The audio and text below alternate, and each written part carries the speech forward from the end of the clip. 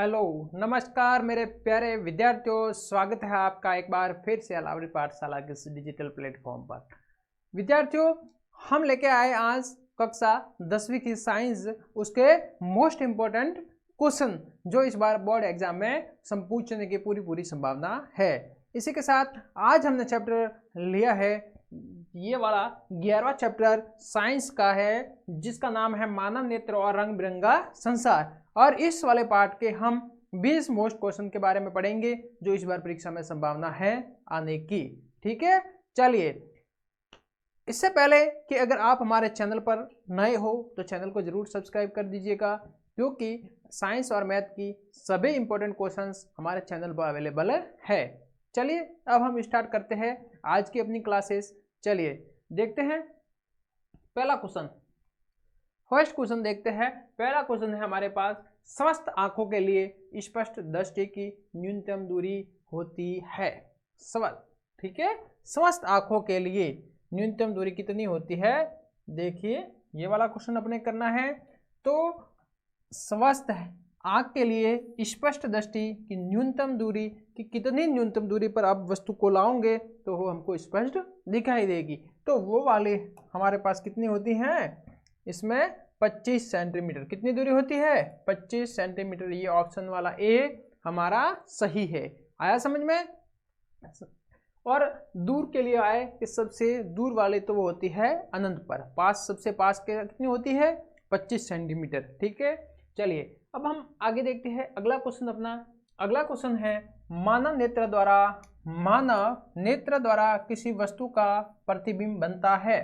मानव नेत्र के द्वारा किसी वस्तु का प्रतिबिंब कहाँ बनता है? नेत्र में प्रतिबिंब कहाँ पर बनता है? तो वो प्रतिबिंब बनता है अपने रेटिना पर। इसका ऑप्शन नंबर डी सही है। आया समझ में? अगर ये ऐसा क्वेश्चन आ जाए तो ऑप्शन नंबर डी करेक्ट है। आया समझ में? चलिए अब हम आगे का क्वेश्चन अपन लेते हैं।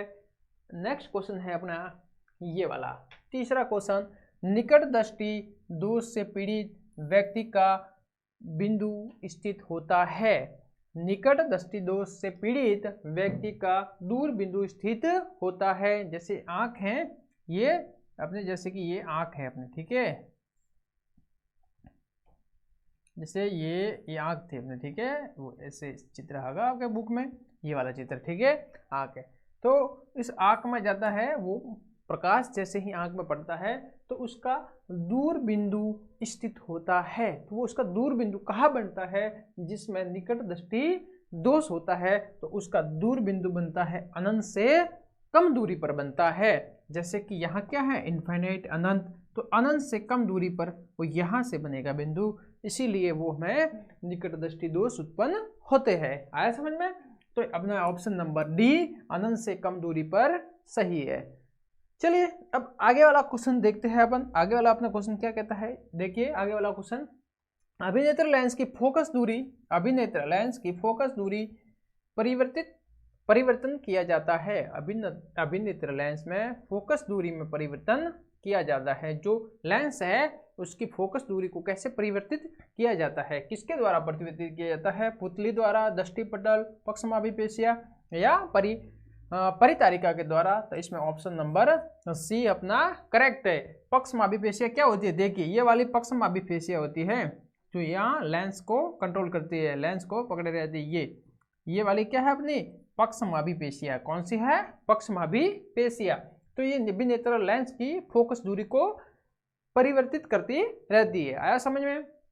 चलिए अब आगे देखते हैं क्वेश्चन नंबर 5वां, प्रिज्म द्वारा विचलन अधिकतम होता है। प्रिज्म के द्वारा सबसे ज्यादा विचलन, अधिकतम विचलन किसका होता है? यह देखना है। चलिए इसमें बैंगनी रंग आएगा। क्या आएगा? बैंगनी रंग आएगा। देखिए यहाँ पर, यहाँ से एक आपको एक श्वेत प्रकाश जाता है, श्वेत प्रकाश यहाँ से ये 7 रंग में अलग अलग बट गया। फिर देखिए लास्ट में ये क्या आया? बैंगनी रंग। तो सबसे ज्यादा विचलन, सबसे ज्यादा कौन सा कलर मुड़ गया है? सबसे ज्यादा कलर बैंगनी रंग डाइवर्ट हो गया, मुड़ गया है, ठीक है, मतलब सबसे ज्यादा विक्षेप इसमें आया है। ये विचलन हुआ, अधिकतम विचलन बैंगनी रंग में हुआ। क्यों? क्योंकि देखिए लाल रंग है, इसकी तरंग दैर्ध्य सबसे कम होती है, लाल की तरंग दैर्ध्य सबसे ज़्यादा होती है। लाल निकल जाता है सीधा, इसकी तरंग दैर्ध्य कम होती है, इसलिए इसका विचलन हो जाता है। आया समझ में? चलिए देखते हैं, अपना ऑप्शन नंबर ए सही है इस क्वेश्चन के लिए। अब आगे देखते हैं अगला क्वेश्चन। चंद्रमा से देखने पर आकाश दिखाई देता है। अगर अपन चंद्रमा से देखें तो आकाश कैसा दिखाई देगा? चंद्रमा से देखने पर आकाश हमको काला दिखाई देगा। कैसा दिखाई देगा? काला दिखाई देगा, ठीक है। क्योंकि अंतरिक्ष में जाने पर सब काला ही दिखाई देता है, क्योंकि अंतरिक्ष में कोई किसी प्रकार का वायुमंडल नहीं होता है। जैसे पृथ्वी का सारे और पृथ्वी के चारों है जो वायुमंडल है, इसी के कारण हमको आकाश, इसमें बैंगनी रंग होता है, उसका अपवर्तन होता है, नीले रंग का अपवर्तन होता है। बार बार अपवर्तन होने के कारण ही हमको आकाश नीला दिखाई देता है। तो इसी प्रकार से जैसे कि अपन चंद्रमा पर चले जाए तो यहाँ पर अंतरिक्ष में जाने पर वहाँ पर कोई वायुमंडल नहीं होता है, जिसके कारण किसी भी कलर का कोई अपवर्तन नहीं होता है, अतः हमें सभी काला दिखाई देता है।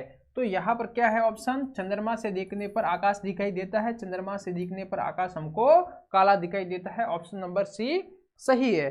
समझ में आया? चलिए आगे देखते हैं अपन। देखिए, मानव नेत्र की सामान्य दृष्टि के लिए दूरस्थ बिंदु व निकटतम बिंदु क्या है? मानव नेत्र के लिए सामान्य दृष्टि के लिए, सामान्य दृष्टि मतलब सामान्य रूप से देखने के लिए सबसे पास कितनी वस्तु अपन ला सकते हैं?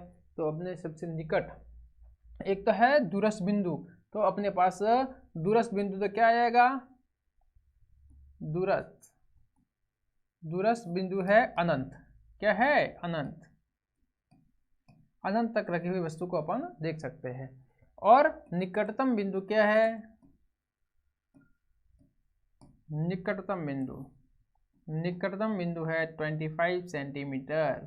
25 सेंटीमीटर से नजदीक लाए वस्तु तो हमें सुस्पष्ट नहीं दिखाई देती। जैसे कि ये पेन है, यहाँ पर स्पष्ट दिखाई दे रही, जैसे जैसे इसमें इसको पास लाऊंगा 25 सेंटीमीटर से भी पास लाई हमने, ये स्पष्ट दिखाई नहीं देगी। निकटतम बिंदु कितना होता है? 25 सेंटीमीटर पर रखने पर ये हमको स्पष्ट दिखाई देगी। समझ में आया? चलिए अब अपन आगे देखते हैं। देखिए, आगे देखने पर निकट दृष्टि दोष तथा दूर दृष्टि दोष के लिए किस प्रकार के लेंस का उपयोग किया जाता है? एक तो होता है निकट दृष्टि दोष, एक होता है दूर दृष्टि दोष। देखिए, निकट दृष्टि दोष, ये दोष कैसा है? निकट दृष्टि दोष है, तो अपन को इसमें दूर की वस्तु स्पष्ट नहीं दिखाई देती।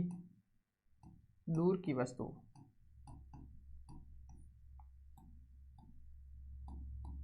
स्पष्ट नहीं दिखाई। इसमें क्या होता है? अपन को दूर की वस्तु स्पष्ट नहीं दिखाई देती है। निकट दृष्टि दोष में दूर की वस्तु स्पष्ट नहीं दिखाई देती है, ये निकट दृष्टि दोष है। इसके संशोधन में किस प्रकार के लेंस का उपयोग किया जाता है? तो इसके संशोधन में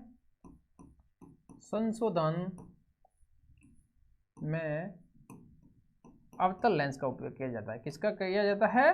अवतल लेंस का।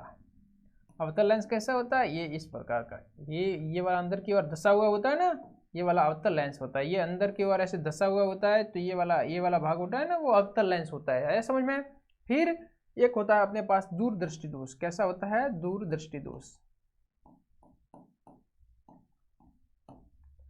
दूर दृष्टि दोष होता है, तो दूर दृष्टि दोष में क्या होता है? निकट की वस्तु स्पष्ट नहीं दिखाई देती। निकट की वस्तु स्पष्ट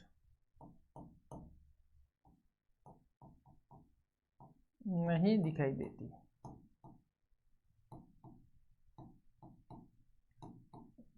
निकट की वस्तु स्पष्ट नहीं दिखाई देती, और इसका संशोधन करना है। इसके संशोधन में अपन लेंगे उत्तल लेंस। क्या लेंगे? उत्तल लेंस। उत्तल लेंस कैसा होता है? ऐसे उभरा हुआ भाग होता है। उत्तल लेंस कैसा होता है? उभरा हुआ भाग। ये लेंस का ये उभरा हुआ भाग क्या होता है, उत्तल लेंस होता है। ठीक है, आया समझ में पूरा। देखिए, निकट दृष्टि दोष तथा दूरदृष्टि दोष में संशोधन के लिए किस प्रकार के लेंस का उपयोग किया जाता है। निकट दृष्टि दोष होता है दूर की वस्तु स्पष्ट नहीं दिखाई देती है, संशोधन के लिए अवतल लेंस लगाया जाता है चश्मे में। फिर दूरदृष्टि दोष, निकट की वस्तु हमको स्पष्ट नहीं दिखाई देती है, उसके लिए उत्तल लेंस का उपयोग किया जाता है। आया समझ में? उम्मीद करते हैं यहाँ तक आपको बढ़िया से समझ में आया होगा। चलिए फिर आगे देखते हैं। देखिए, मानव नेत्र की पारदर्शिता, पारदर्शी पतली झिल्ली जिससे होकर नेत्र में प्रकाश प्रवेश करता है। देखिए, मानव नेत्र की पारदर्शी पतली झिल्ली होती है जिससे होकर नेत्र में प्रकाश प्रवेश करता है, उसको क्या बोलते हैं, कॉर्निया। क्या बोलते हैं, कॉर्निया। उसका उत्तर रहेगा कॉर्निया।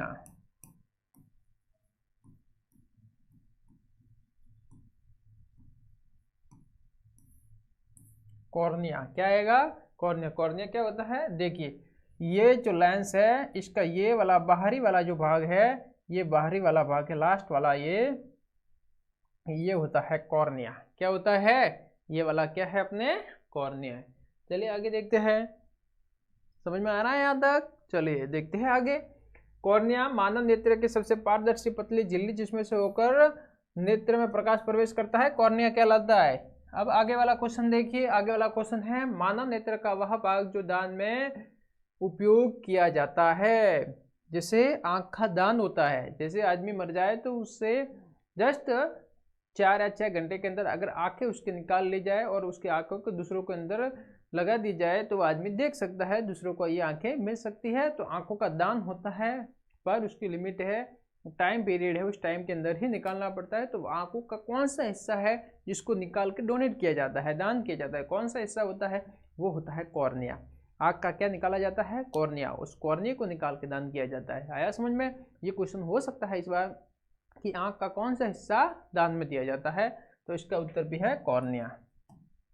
क्या है इसका उत्तर, कॉर्निया।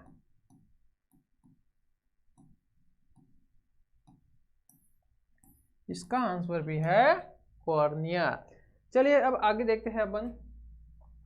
देखिए, मृत्यु के पश्चात कितने समय में कॉर्निया दान किया जा सकता है, ये वाला क्वेश्चन भी आ गया कि किसी की डेथ हो जाने पर कितने समय के अंदर कॉर्निया को डोनेट कर सकते हैं, दान कर सकते हैं। वो टाइम होता है, उसके बाद वो कॉर्निया काम नहीं आता। ठीक है, तो वो टाइम पीरियड होता है 4 से 6 घंटे। 4 से 6 घंटे के अंदर, 6 घंटे के भीतर। ठीक है, 4 से 6 घंटे के भीतर आपको कॉर्निया डोनेट करवाना पड़ेगा, फिर तो ही वो कॉर्निया दूसरे इंसान की आंखों में लगाने पर वो काम आएगा, अन्यथा नहीं काम आएगा। आया समझ में? चलिए आगे बढ़ते हैं। नेक्स्ट क्वेश्चन है अपनी, आंख के प्रवेश करने वाले प्रकाश की मात्रा को कौन नियंत्रित करता है। आंख में प्रकाश जाता है तो उस प्रकाश को कंट्रोल कौन करता है, कितना प्रकाश अंदर जाए। जैसे कि ज्यादा प्रकाश में अपन देख लेते हैं तो अपन आंखें जब चपाने लगते, आंखें चौंधिया जाती है एकदम, अपन आंख बंद कर लेते हैं। तो किसके कारण होता है, वो आंख में भाग होता है पुतली का। क्या होता है, पुतली होती है, जिसके कारण वो प्रकाश को कंट्रोल करती है, नियंत्रित करती है। तो अपन के इसका उत्तर आएगा पुतली। क्या आएगा, पुतली। आंख की पुतली होती है, वो है जो बाहरी प्रकाश आता है उसको नियंत्रित करती है। तो 1 नंबर में ये क्वेश्चन बन सकता है। चलिए अब आगे देखते हैं नेक्स्ट क्वेश्चन अपना। देखिए, नेक्स्ट क्वेश्चन है, ये बड़े नंबर के क्वेश्चन आ सकते हैं इस बार। ये वाला क्वेश्चन है 13वां क्वेश्चन। देखिए इसमें, तारे क्यों टिमटिमाते हैं, तारों का टिमटिमाने का कारण। तारे क्या होते हैं, अपन रात में अक्सर देखा तो तारे टिमटिमाते हुए नजर आते हैं, वो क्यों टिमटिमाते हैं। इधर देखिए इसका आंसर है, उत्तर है, तारों से आने वाला प्रकाश का वायुमंडलीय आवर्तन के कारण तारे टिमटिमाते हुए प्रतीत होते हैं। जो तारों से प्रकाश आता है, जैसे कि देखिए यहाँ पर तारा है, कोई प्रेषक है, कोई लोग हैं यहाँ पर धरती पर खड़े हैं, तो यहाँ से जो प्रकाश आएगा इसकी आंखों तक, तो बीच में क्या आया, ये बीच में संपूर्ण वायुमंडल आया। क्या आया, संपूर्ण वायुमंडल आया। और वायुमंडल में विभिन्न परत है, तो विभिन्न परतों में प्रकाश का बार बार आवर्तन होगा, अपवर्तन होगा तो यहाँ पर खड़ा हुआ आदमी जब देखेगा तारे को तो वो अक्सर टिमटिमाते हुए नजर आएंगे, क्योंकि वो प्रकाश जो आ रहा है वो बार बार अपवर्तन के थ्रू आ रहा है, बार बार उसका अपवर्तन हो रहा है, इसलिए हमको तारे टिमटिमाते हुए नजर आने लगते हैं। ठीक है, चलिए, पृथ्वी के वायुमंडल में प्रवेश करने के बाद तारे प्रकाश के विभिन्न अपवर्तनांक वाले वायुमंडल से गुजरता है, क्योंकि यहाँ तो विभिन्न परत होती है वायुमंडल में और प्रत्येक परत का अपवर्तनांक अलग अलग होता है। चलिए ठीक है, वायुमंडल से गुजरता है इसलिए प्रकाश की दिशा बदलती रहती है, जिसके कारण तारे हमको टिमटिमाते हुए नजर आते हैं। चलिए, जैसे अपवर्तन किसे होता है, जैसे कि ये है मेरे पास, ये एक पहला माध्यम है, ये दूसरा माध्यम है। यहाँ से कोई प्रकाश आ रहा है, सीधा प्रकाश आ रहा है, ये मेरे पास अभिलंब है, ये प्रकाश सीधा आ रहा है तो ये प्रकाश क्या करेगा, इस माध्यम में आके ये अभिलंब की ओर मुड़ जाएगा, तो इसको बोलते हैं अपवर्तन। क्या बोलते हैं, अपवर्तन। आया समझ में, कंप्लीट, यहाँ तक आया। तो इसी प्रकार से ये पूरे वायुमंडल में कितनी ही सारी परत है, उन परतों का अपवर्तनांक अलग अलग है, तो प्रकाश है कि बार बार अपवर्तन होगा, जिसके कारण, क्योंकि अपवर्तनांक सभी परतों में, सभी वायुमंडल के सभी परतों में अपवर्तनांक तो अलग अलग है, सबका माध्यम अलग अलग है, अपवर्तनांक अलग अलग है, तो उनका अपवर्तन बार बार होगा, जिसके कारण यहाँ पर खड़ा आदमी देखेगा तो प्रकाश अक्सर वो तारे टिमटिमाते हुए नजर आएंगे। आया समझ में, क्योंकि प्रकाश की दिशा हर बार बदलती रहती है। ठीक है, चलिए आगे देखते हैं नेक्स्ट क्वेश्चन अपना। अग्रिम सूर्योदय तथा विलंबित सूर्योदय का क्या कारण है। हमको सूर्य उदय, अग्रिम सूर्य उदय नहीं होता, फिर भी हमको पहले से सूर्य उदय नजर आता है, 2 मिनट का गैप होता है। सूर्य अस्त, देखिए, अग्रिम सूर्योदय तब विलंबित सूर्य अस्त, जब अस्त भी होता है तो भी अस्त होने के बाद भी हमको दिखाई देता है, 2 मिनट लेट अस्त होता है, 2 मिनट पहले होता है। ठीक है, इसका क्या कारण है, चलिए यहाँ देखते हैं। पहला है, सूर्य अपने वास्तविक उदय के समय लगभग 2 मिनट पहले हमें दिखाई देने लगता है। यह वास्तविक सूर्य अस्त के पश्चात भी हमें 2 मिनट तक दिखाई देता है, अस्त होने के 2 मिनट बाद भी हमको दिखाई देता है। ऐसा वायुमंडलीय अपवर्तन के कारण होता है। वास्तविक सूर्योदय का अर्थ है सूर्य का वास्तव में क्षैतिज रेखा से ऊपर आना, क्षैतिज रेखा से ऊपर आना, सीधी रेखा, जैसे कि सूर्य है, इसकी ये वाला है, यहाँ को प्रेक्षक खड़ा है, यहाँ से देखने पर क्षैतिज रेखा से जस्ट ऊपर आना। ठीक है, सूर्य का क्षैतिज रेखा से ऊपर आना। लगभग 2 मिनट तक हम सूर्य का केवल प्रतिबिंब, न कि वास्तविक सूर्य देखते हैं। हम पहले से यहाँ सूर्य को देख लेते हैं, जबकि सूर्य वास्तव में यहाँ होता है, पहले से हम सूर्य को देख लेते हैं, 2 मिनट का इसमें गैप होता है। ये वास्तविक है, ये इमेजिन है। अब इन दोनों के बीच में 2 मिनट का गैप होता है। कैसे, कितना गैप होता है, 2 मिनट का गैप होता है। सूर्य की डिस्क का समतल दिखाई पड़ना भी वायुमंडलीय अपवर्तन के कारण होता है। सूर्य की डिस्क हम सूर्योदय तथा सूर्यास्त के समय देखते हैं, वो वास्तव में सूर्य का प्रतिबिंब होता है, न कि वास्तव में सूर्य होता है। ये इसका आंसर है। ये भी किसके कारण होता है, ये भी होता है अपवर्तन के कारण। प्रकाश जो सूर्य से हमारी आंखों तक पहुंचता है, उसका वायुमंडल में बार बार अपवर्तन हो जाता है, जिसके कारण हमको सूर्य वास्तविक स्थिति से ऊपर उठा हुआ दिखाई देता है, या हमको 2 मिनट पहले अस्त उदय दिखाई देता है, अस्त भी 2 मिनट बाद दिखाई देता है। आया समझ में। चलिए, यहाँ तक ये क्वेश्चन हो गया। ये क्वेश्चन भी बढ़िया बनता है, इस बार आने की संभावना है। चलिए आगे देखते हैं क्वेश्चन। स्वस्थ आकाश का रंग नीला क्यों होता है। स्वस्थ आकाश का रंग नीला क्यों होता है। आकाश हमको नीला दिखाई देता है, तो नीला क्यों होता है, इसका कारण प्रकाश के प्रकीर्ण, प्रकाश का प्रकीर्ण क्या होता है, किसी माध्यम से टकराने के बाद प्रकाश विभिन्न रंगों में बट जाता है, विभिन्न रंगों में वापस टकरा के वापस फैल जाता है, वो प्रकाश का प्रकीर्ण होता है। तो देखिए, प्रकाश के प्रकीर्ण के कारण आकाश का रंग नीला होता है। सूर्य का प्रकाश जब वायुमंडल में प्रवेश करता है तब प्रकाश का प्रकीर्ण होता है लाल रंग। अधिक तरंगदैर्ध्य का प्रकीर्ण सबसे कम और नीले रंग का कम तरंगदैर्ध्य का प्रकीर्ण सबसे ज्यादा होता है। देखिए, लाल रंग की तरंगदैर्ध्य अपने विब्योर के धरी आप 7 रंग देख सकते हैं जो श्वेत प्रकाश में होते हैं। उस 7 रंगों में लाल रंग की तरंगदैर्ध्य सबसे ज्यादा होती है, तो वो सबसे फास्ट चलता है। ठीक है, और ये नीला है, नीला रंग है, उसकी तरंगदैर्ध्य कम होती है तो ये धीरे चलता है, तो उसके जो धीरे चलने पर तो वो टकरा के अक्सर फैल जाता है, वायुमंडल में छोटे छोटे कणों से टकरा कर फैल जाता है, बिखर जाता है, फैल जाता है, तो फिर हमको नीला रंग ही दिखाई देता है। क्योंकि लाल तो तरंगदैर्ध्य ज्यादा आती है तो वो वहां पर रुकता ही नहीं। ठीक है, सबसे अधिक होता है और रंग के प्रकीर्ण में नीले रंग की अधिकता होती है, इसलिए आकाश का रंग हमको नीला दिखाई देता है। नीला रंग सबसे ज्यादा प्रकीर्ण हो जाता है, इसलिए हमको आकाश अक्सर नीला दिखाई देता है। चलिए ये वाला क्वेश्चन हो गया आपने बढ़िया से। चलिए अब आगे क्वेश्चन देखते हैं, नेक्स्ट क्वेश्चन देखते हैं। देखिए नेक्स्ट वाला क्वेश्चन, नेक्स्ट ये क्वेश्चन है, जब कोई वस्तु प्रकाश के सभी रंगों को अवशोषित कर लेती है तो वह वस्तु हमें किस रंग की दिखाई देती है?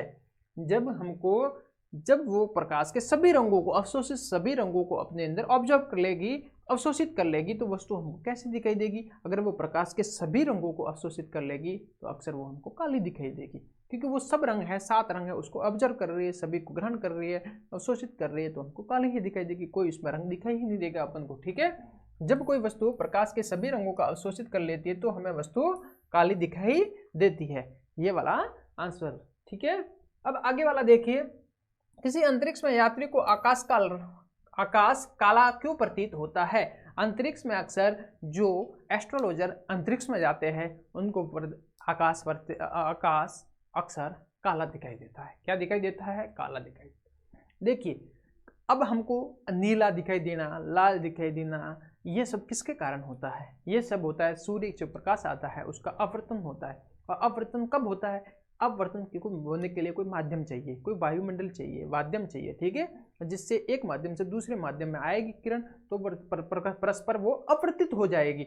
मगर आकाश में, अंतरिक्ष में जाने पर वहां तो कोई वायुमंडल ही नहीं है, वहां कोई माध्यम ही नहीं है, वो कोई अपवर्तनांक, अलग अलग अपवर्तनांक वाला कोई माध्यम ही नहीं है, तो वहां पर कोई प्रकाश अपवर्तन होगा नहीं होगा, प्रकाश का अपवर्तन होता ही नहीं है, तो इसीलिए हमको वो काला दिखाई देता है। आए समझ में? चलिए इसको क्वेश्चन आंसर देखते हैं अपन।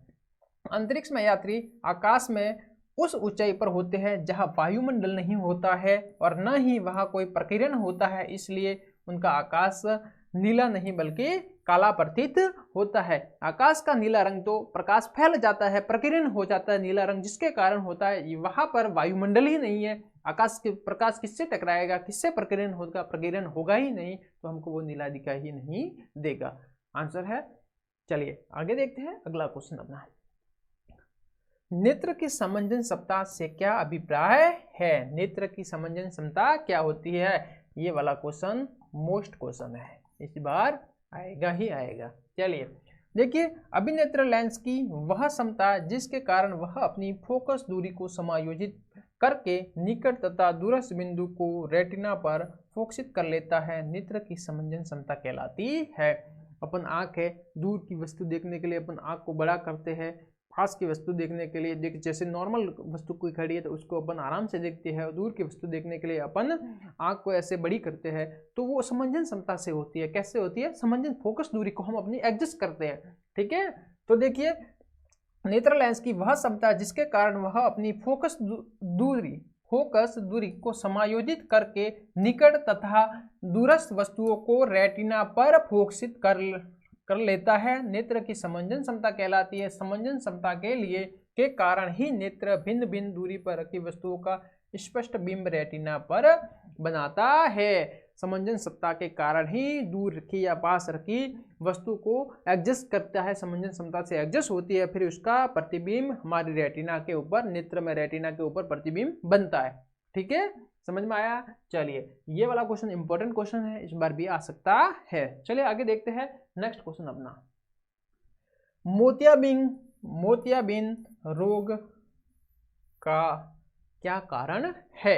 मोतियाबिंद अक्सर जैसे हमने बोलचाल की भाषा में देखे होंगे कि क्योंकि हमारे घरों में अक्सर बुजुर्ग लोग रहते हैं जिनके आंखों का ऑपरेशन होता है, जिसमें हम देखते हैं कि उनके बूढ़े लोग होते हैं उनको अक्सर मोतिया डलवाते हैं, वो मोतिया किसका होता है, क्या कारण होता है, किस कारण से आंखों का ऑपरेशन होता है, उनको दिखाई साफ नहीं देता है। उम्र के साथ हमारी आंखों के लेंस है वो कमज़ोर होते जाते हैं, दूधिया हो जाते हैं, ठीक है, इसलिए हमको स्पष्ट नहीं दिखाई देते हैं, तो वो लेंस को चेंज कर देते हैं, ऑपरेशन हो जाता है इसका सल चिकित्सा से। देखिए, अधिक उम्र के कुछ व्यक्तियों के नेत्र का क्रिस्टलीय लेंस होता है वो क्या हो जाता है, दूधिया तथा धुंधला हो जाता है।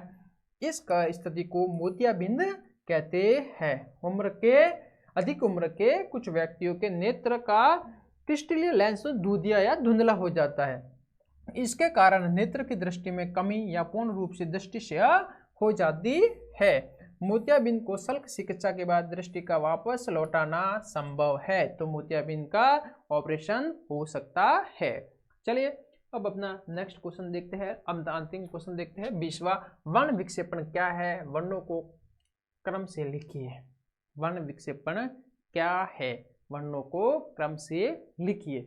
वर्ण विक्षेपण क्या है, तो देखिए, वर्ण विक्षेपण है जब श्वेत प्रकाश किरण प्रिज्म के अपवर्तन पृष्ठ पर आपतित होती है तो प्रिज्म द्वारा प्रकाश विक्षेपण हो जाता है, अर्थात वह अपने अवयवी रंगों में विभक्त हो जाता है।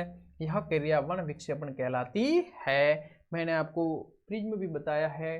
देखिए यहाँ पर अपन देखें प्रिज्म, देखिए ये श्वेत प्रकाश था, ये जो श्वेत प्रकाश है, ये जो श्वेत प्रकाश यहाँ पर प्रिज्म से गुजारा जाता है, आपतित किया जाता है, तो यहाँ विभिन्न 7 रंगों में विभक्त हो जाता है, अपने 7 रंगों में विभक्त हो जाता है। ये वाले 7 रंग हैं, इन 7 रंगों में विभक्त हो जाता है, इसको ही बोलते हैं वर्ण विक्षेपण।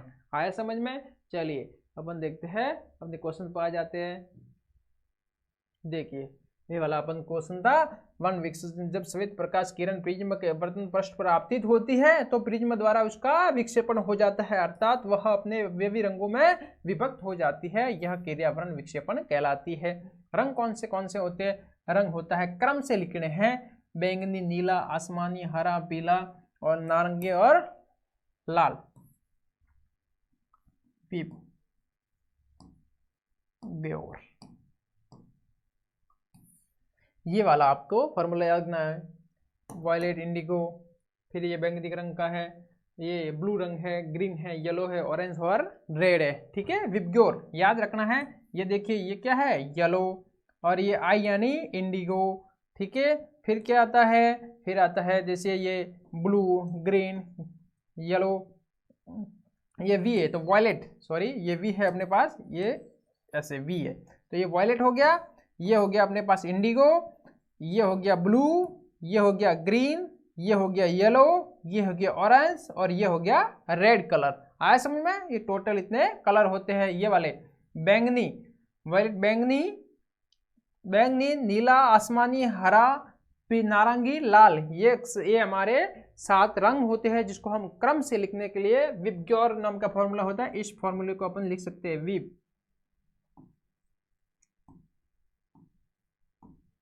विबग्योर, ठीक है। इस वाले फॉर्मूले को आप लिख के याद करके इन फॉर्मूलों को, इन सभी कलर को लिख सकते हैं। समझ में आया? यहाँ तक समझ में आया होगा आपको। उम्मीद करते हैं हमारी क्लास आपको अच्छी लगी हो, तो क्लास को ज़्यादा से ज़्यादा शेयर एंड सब्सक्राइब कीजिएगा। धन्यवाद। मिलते हैं बहुत जल्द अगली क्लास के साथ।